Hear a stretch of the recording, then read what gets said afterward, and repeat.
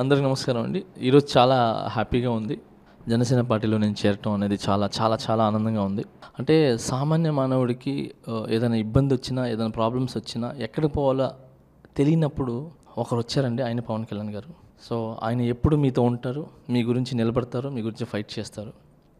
ఆయన వెనకాల మేము ఉంటాం.